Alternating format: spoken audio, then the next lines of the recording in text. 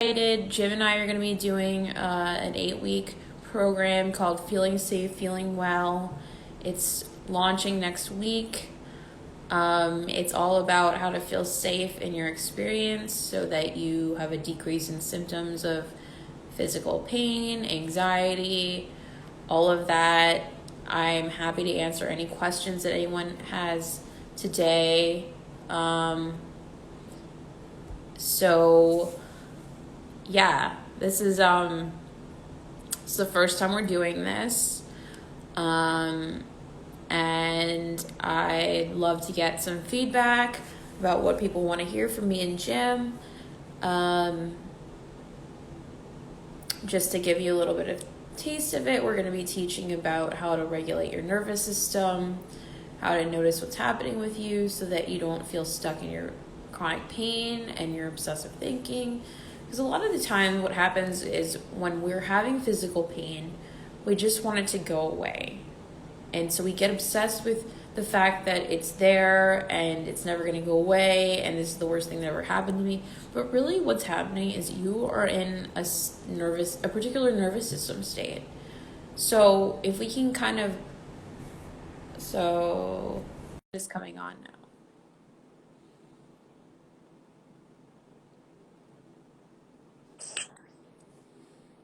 Hi, everybody. Sorry about that. I've got my phone right now, so not sure why my computer wasn't working, but I could hear everything you said, Julie. Yeah, I don't So, think you can do Instagram live on your computer. oh, okay. I learned something Yeah. new today. Yeah, I should have told you that. Um, so anyway, I was talking a little bit about what we're going to teach. Um, what are your thoughts? Yeah, hi, everybody.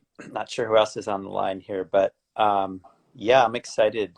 Julie and I have been talking about this for a while, and I think, the biggest thing, because I get a lot of people asking questions about this, is really the foundation of TMS or PPD, mind body syndrome, what you want to call it. Um, that foundation of that is that there really isn't anything wrong structurally, and that's really where we want to come from when we're teaching or educating. You're practicing some of the things we're going to teach experientially. Is that premise? I feel like is so important because it's a shift of your mind from how we typically look at any type of health complaint or physical ailment where we're actually trying to treat something. So it's a total shift, and that's really what we're trying to, I think, impart, right, Julie? I mean, what would you say about that? Yeah, I would say that what we're trying to impart is that there's nothing wrong with your body. Like, that's at the heart of what we want people to know is that you don't need to fix something, you don't need to dig up past trauma. You just have to learn how to be in your experience and feel safe and understand your nervous system better. That's kind of my thought about it. I think that part of what happens is that people feel under threat and then they think they have to go and do something about that instead of just being able to be like, you know what? This is a feeling. This is a feeling I'm having. This is stuff happening in my body that's not dangerous. Exactly. Yeah, we know pain and emotion overlap in the brain. And so we can have, pain actually in some descriptions, it's been called a feeling, just like you said. And so just like we say, all feelings should be felt. And as long as the feeling's not dangerous or threatening, which, like I said before, with TMS, it isn't, then we have a whole different understanding and premise of how to work with that.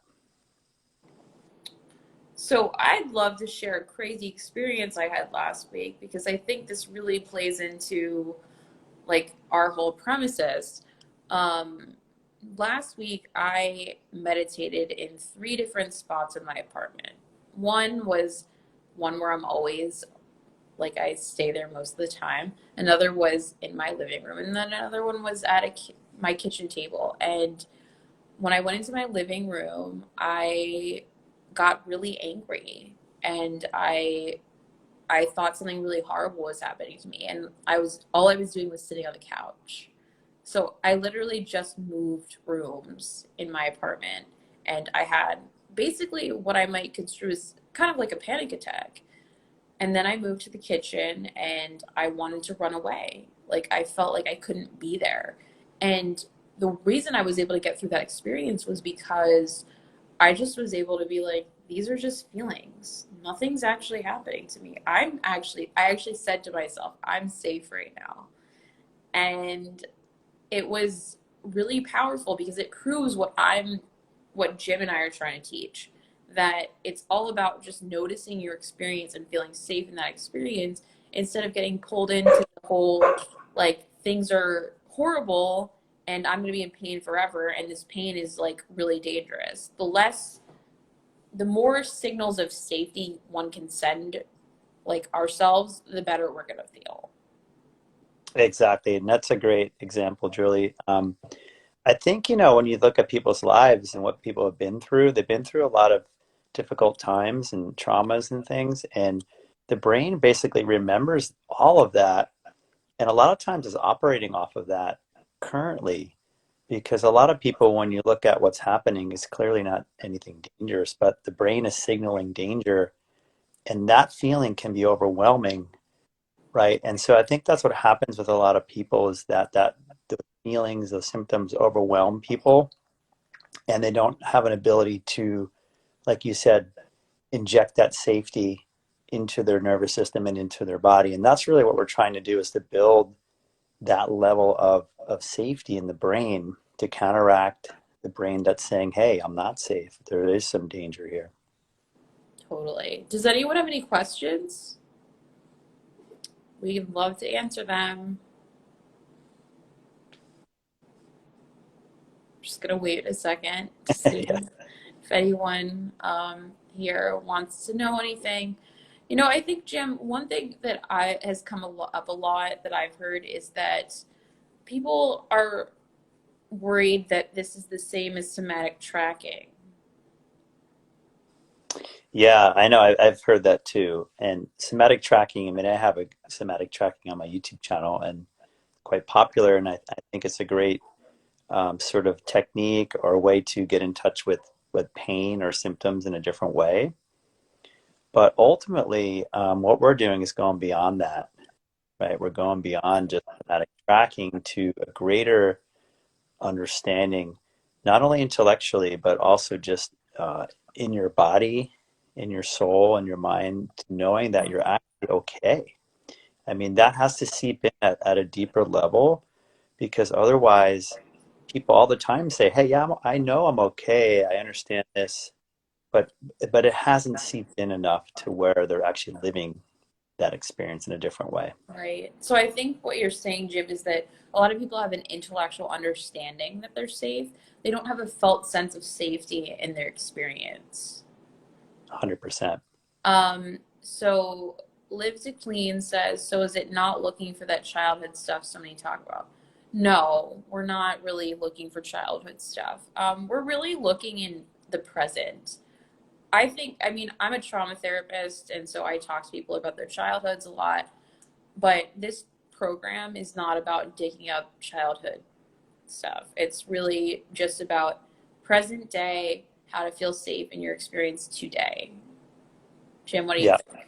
Yeah. And think about this, like I said earlier, your past comes up in the present. So everything you've been through is it can be coming up now. But what we have to realize is what's happening now is usually something very benign, dangerous. It may feel as if I was 5 years old again in a very threatening situation or any other time in my life, but we have to realize that that feeling, like you said earlier, Julie, is not really dangerous and we can actually handle it. So yeah, we don't need to go back to childhood because whatever you've been through is going to come up now. Yeah, what I love to say is whatever the pain is right now is a somatic memory of the past. Yeah, So that we're dealing with the past by dealing with your body in the present. And the only information we have really is what's happening in the present. A lot of times we don't know actually what happened in the past, but we do know what's happening now. So the one thing I wanted to say back to somatic tracking was that um, so what I like to teach is how to regulate the nervous system, not just notice what's happening. When we just notice what's happening, we don't build in the regulation techniques of like building in like more positive experiences of what's happening. So a lot of times when I work with people, and we're going to do this in the program, it's like when you're stuck in the pain cycle, we're going to move somewhere else. We're going to move to what like what's something positive that you notice about your experience? Like what good thing happened yesterday? And like let's build that as a resource so that you can go there when you're feeling horrible.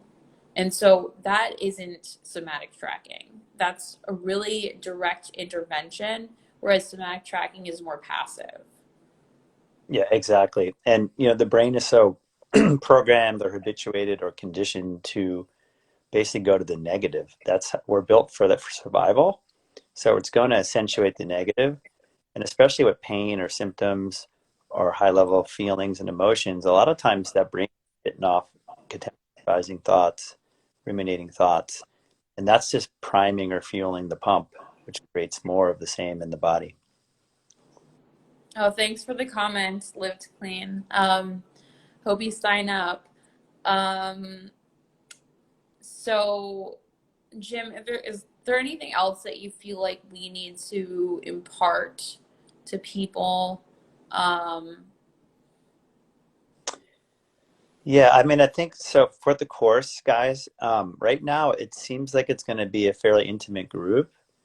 So if you're interested in signing up, I'd get on it. I really think it's going to be pretty cool. We're hoping to really just like lead you guys along over 8 weeks. And again, it's not really about like all these techniques or doing all these things. I think that's what we're trying to get away from, because people get frustrated or lost in the techniques. It's more about what we just talked about, like building in the sense that you're okay.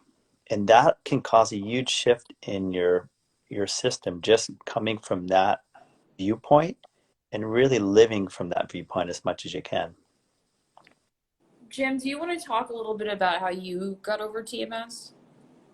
Yeah, that'd be great. So I had multiple things over many years, different conditions. I'm a physical therapist, by the way, so I was trained very mechanically in the body and looking at things like 100% structurally for many, many years. And it only came upon my own experience when I had some Achilles tendonitis and back pain and sinusitis, that I started going deeper because I wasn't getting answers through traditional ways or treatment. Um, and then coupled that with learning more about the brain and studying in Australia and with other people about the neuroscience really opened my eyes to the whole world of the mind body conditions. So yeah, so I overcame different types of physical symptoms. One of the biggest ones I'd say was a chronic anxiety that I had. I didn't realize I had it. Kind of looked past it, but looking back, I go, wow, that was pretty bad anxiety for many, many years.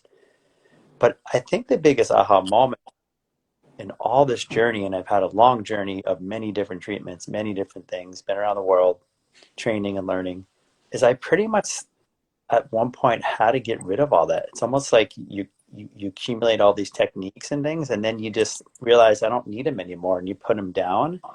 It was that aha moment that I could stop seeking and searching, and that I was actually okay right now, and that I didn't need to do anything. And that was such a liberating thing for me. It was like taking a huge weight off my body and just putting it down, go, wait, I'm done. And that can seem scary for some people because they want to keep going, and their program is I got to keep searching, keep looking, and that can become a conditioned pattern as well. So I think that's really where I like to come from, is that sort of aha moment I had, which was to basically stop and realize I was just okay. I didn't need to be doing this anymore, looking for answers. So, Jim, it sounds like what happened for you is like after you were searching, you kind of just shifted your mindset about what was going on, and that's what got rid of your symptoms. Yeah, so I think that's the first thing, and we're going to go over that in the course about shifting your mindset, like I said, from a place of I'm damaged or there's something wrong to a place that I'm okay, I'm safe, things are all right. And then the harder part for some people, which we'll go over, is to how to live that, right? Like you gave that great example in your own home of different places where things were coming up, and you were living that experience by embodying the safetyness in yourself.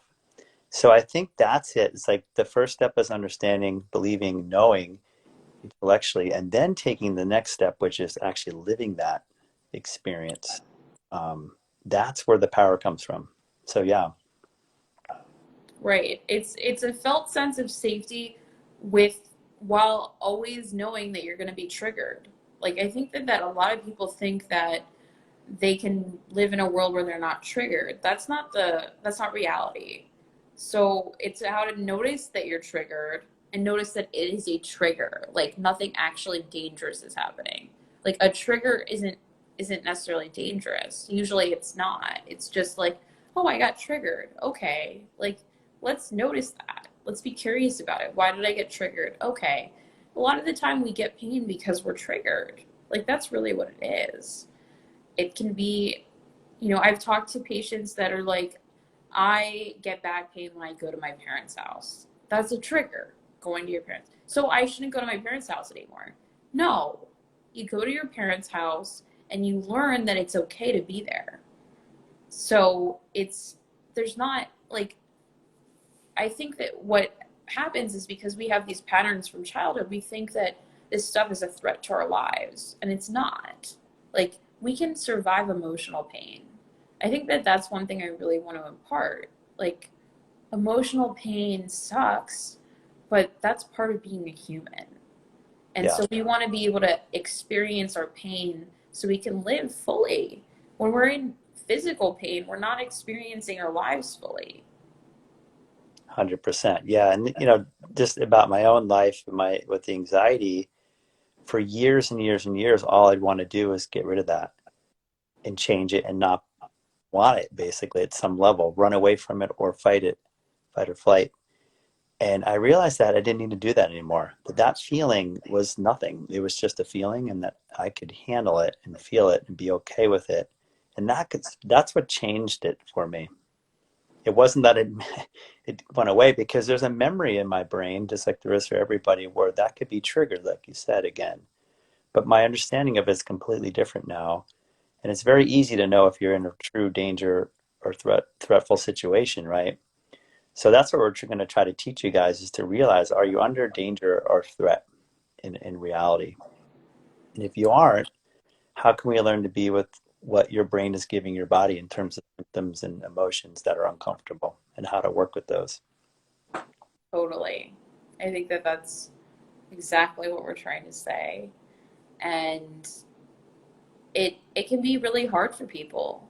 I think that it's really hard to start learning a new way of thinking about things. Specifically because we've all been trained to think about, as you were saying, Jim, there's something structurally wrong. I need to go to a doctor. I need to do this. I need to do that. I need to go to PT, and you are a PT.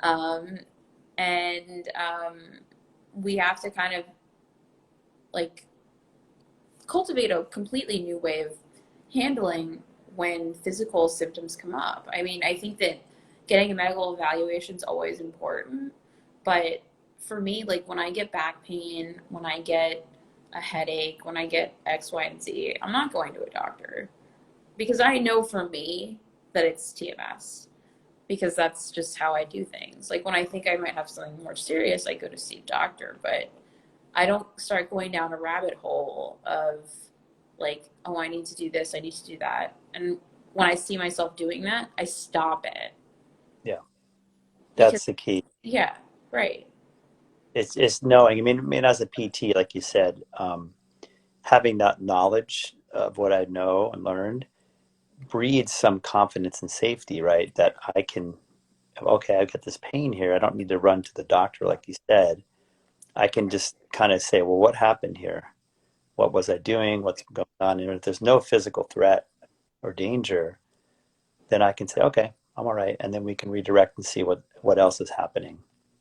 So I remember a story once of a patient before I even did this work years ago as a physical therapist, where I had this patient come in who had bilateral carpal tunnel syndrome, repetitive strain injuries in the arms, shoulders, like multiple areas of pain.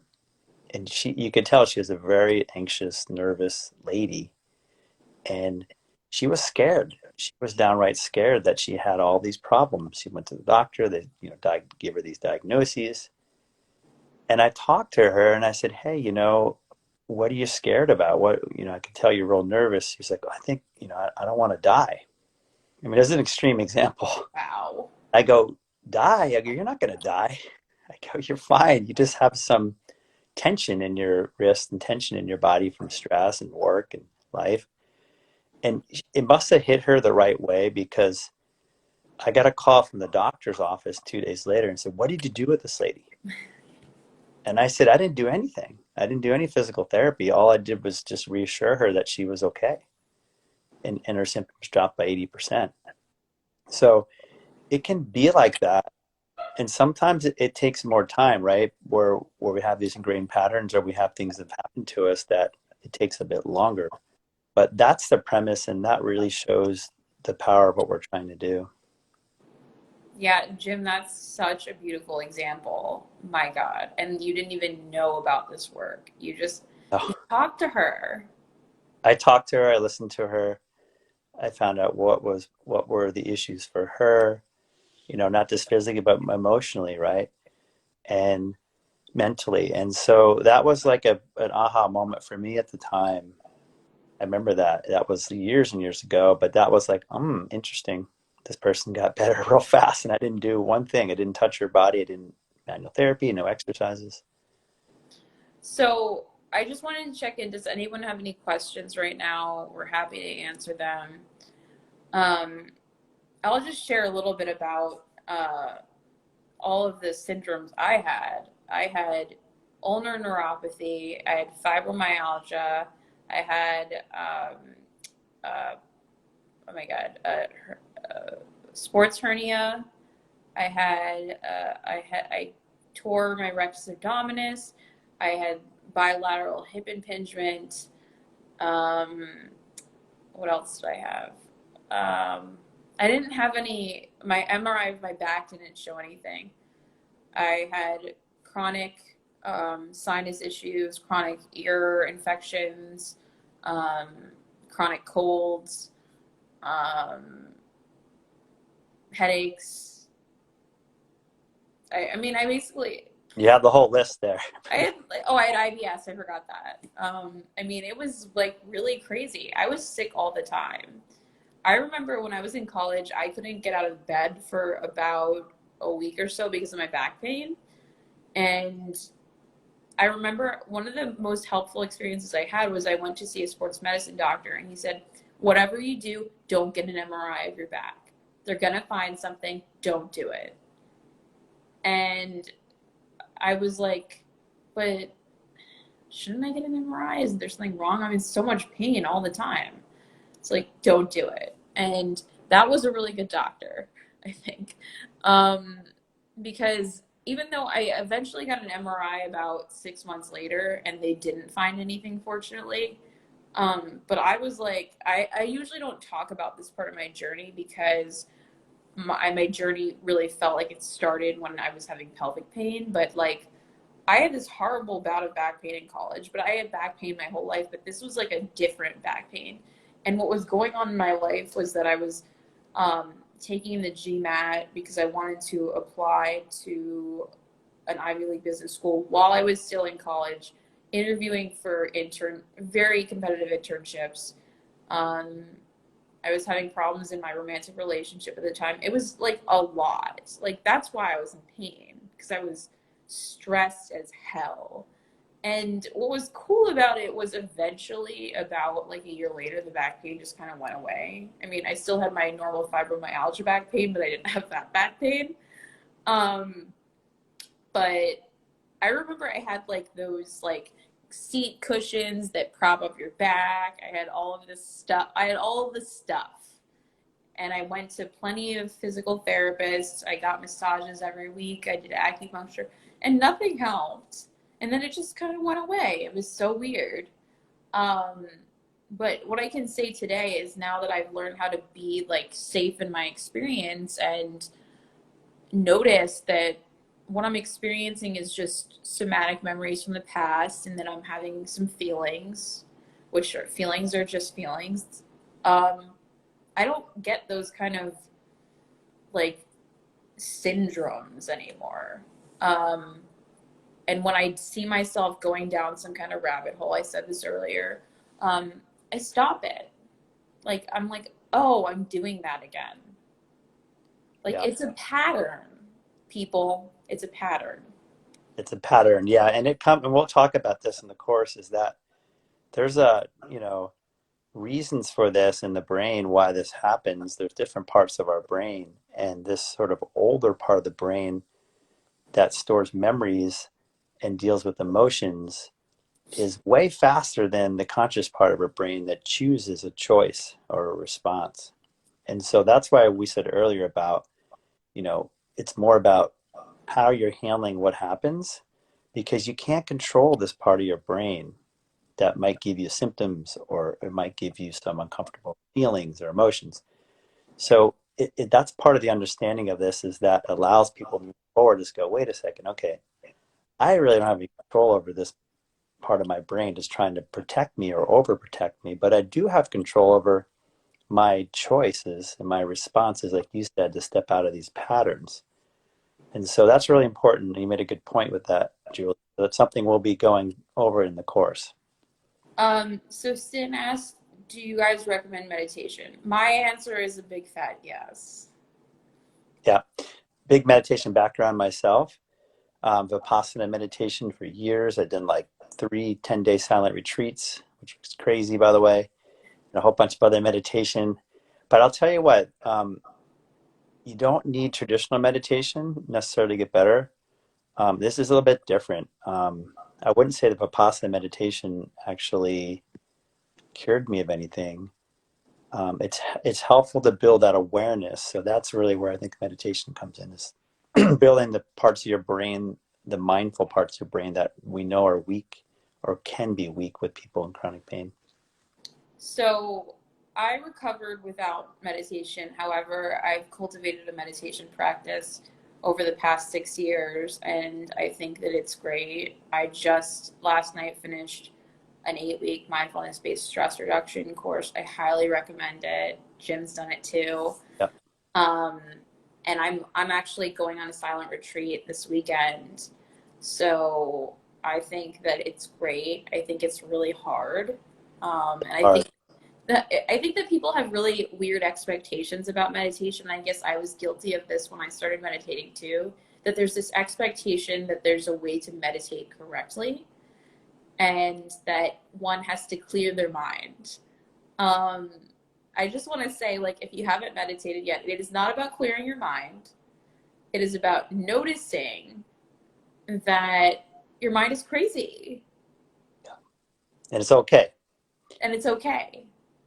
That's the key thing there. The same thing in meditation. When I did it for years, it was always this goal of like, oh, I'm going to be like no thought guy walking around with zero thoughts in my head, which actually can happen for periods of time as a byproduct, but you can't live that way. I mean, and I think the big thing is that when you stop judging ourselves, we stop judging that we can't do this or we should do that. That takes a huge weight off the system. That judgment alone, I think, causes a lot of problems for people. Where really what's happening is normal human sort of behavior, human sort of brain activity, or things that are happening, right? So yeah, I think the meditation is how you look at it and what the purpose of it is. Totally. If your meditation practice is like, if I start meditating, my pain's gonna go away. I don't necessarily think that's gonna be super helpful. Um, the way I look at mindfulness and meditation is just we feel best when we're present. And so it's a way to cultivate presence. And when we're present, we're going to experience less symptoms because we're going to be in the moment. Like when we're having symptoms, we're not really in the moment. Um, Right. so that's, I think meditation is awesome and I think everyone should probably do it. But if you're scared of doing it, that's okay too. I tell people, like, one of the techniques that I give my patients is I just say, try to be in your experience for 1 minute today. And that's kind of like a meditation. It's just noticing, what is it like for me right now? And that could be like, my thoughts are racing. Okay. So you notice that. That's great. You notice that. It's about noticing. About noticing, because you're using a different part of your brain and you separate yourself from the unconscious part of the brain, which is running the show 24/7. And when you turn on this mindfulness lamp or light, you're shining a spotlight now on your patterns. And I think you made a great point, Julie, about it. It's not about like necessarily meditating for 5, 10, 20, 30 minutes, an hour. To me, it's about during the daytime, how mindful can I be and aware of myself and these patterns? And pain is a great alarm bell or symptom to say, hey, wake up. What's going on here? Become mindful or aware. So I like to look at meditation as something you do throughout the day. Like you said, it could be a minute, it could be taking a little more, but you incorporate it into your daily way of living. Totally, Jim. That's the way I like to look at it too, because anything can be a meditation. It's just about being aware and intentional of what we're doing. So I can meditate while I'm brushing my teeth. Like, what is it like? What's the weight of the toothbrush like in my hand? How does the bristles feel on my teeth? What does the toothpaste taste like? What do I see? What do I notice? I think that people have this misconception that meditation and mindfulness have to be formal practices. For a lot of us, that's not really doable. So, one meditation that I love is like laying on the couch and being really intentional about it with the TV on and just being like, this is my meditation, like trying to be relaxed while watching TV. Like, maybe that sounds weird to people, but for me, that's like what I need in particular. And it's also, I think, this is all about figuring out what's best for us, because a lot of programs say, this is what you have to do, these are the steps, this is how you get over TMS, PPD, whatever. Um, and that's great, but that's not like how Jim and I work. Yeah, 100%. I mean, again, it comes back to this notion that what's happening is all right in your experience. Like that perception that what's going on, whether it's a symptom, a feeling, a thought, something outside in your environment, as long as it's not dangerous or truly threatening, it's okay. That's the perception we need to come from. Like it by itself, the meditation as a goal, I realized this, it took me like 4 years to get there, where I was meditating with Vipassana an hour twice a day. I did Wow. that for 2 years straight, and multiple 3-day silent retreats, 10-day retreats. And I came to the realization of like, God, I'm not really getting anywhere. There isn't really a goal in Vipassana. And the goal is to basically accept what's happening. Essentially, that you don't crave good experiences and you don't run away from the ones that don't feel so good. But they make you come to this understanding on your own. They don't tell you that. So it's like self-realization. I wish they did, because it took me like many years to figure it out. But my initial thought was that I'm going to do something about this. I will get rid of all these bad thoughts. I will have no thoughts ever again. I'm going to Wow. get there. Or I'm going to get to this place of like a Buddha or something, right? Or enlightened person. But the realization was that no, you don't. It's like it never ends. So these experiences of these different symptoms, like you said, feelings are normal, thoughts are normal. And when we come from the understanding that they're normal and okay, it totally changes. We can go, oh, relax. We don't have to worry about these things anymore. Yeah, right. Yeah, we don't have to worry about it anymore because we realize it's all normal and it's all okay. I think a lot of people are afraid of their thoughts. They think, if I have this thought, there's something wrong with me. If I have this feeling, there's something wrong with me. And thoughts and feelings are different than behavior. But when we're stuck in a certain mindset or a certain part of us is triggered, we think that there's something dangerous about having thoughts and feelings. We think that that means that something's going to happen, or we're going to do something, or someone's going to do something to us. But if we can kind of come back to really reality of what's really happening, I'm having sensations in my body that are sending information to my brain that are telling me that I'm having a feeling. Like that's what's really happening. Um, and it's about, like, we've said this a few times, but I'll say it again. Your feelings are not dangerous. Yeah, and your symptoms aren't dangerous either, Right. unless they are, which would be a physical problem, which you should get physical treatment. And so there are people that have real physical problems, right? I mean, I see them all the time. They need a hip replacement, or they had a fracture, or some severe changes from an accident. So surely you can have physical problems, but what we're talking about is not necessarily that. And we see that through people's history, of who they are as a person, of their symptoms, and the nature of how things started, how long they've had things. The longer you've had your symptoms, and if it hasn't started from some type of really severe injury, then it's very likely, based if we look at your history, that it's TMS, or what we call PPD, or mind-body syndrome. And that's been proven out in the research, and we're going to talk about that too in the course, about some of the science that's come out since Dr. Sarno started his stuff, that really supports the role of the brain and nervous system as sort of a predisposing factor for people becoming chronic in terms of their symptoms. That it's actually the brain and nervous system that predisposes people to have chronic pain or chronic symptoms, not the injury or the symptoms themselves. So I'm going to ask one more time. Are there any questions? If not, we're probably going to end for today.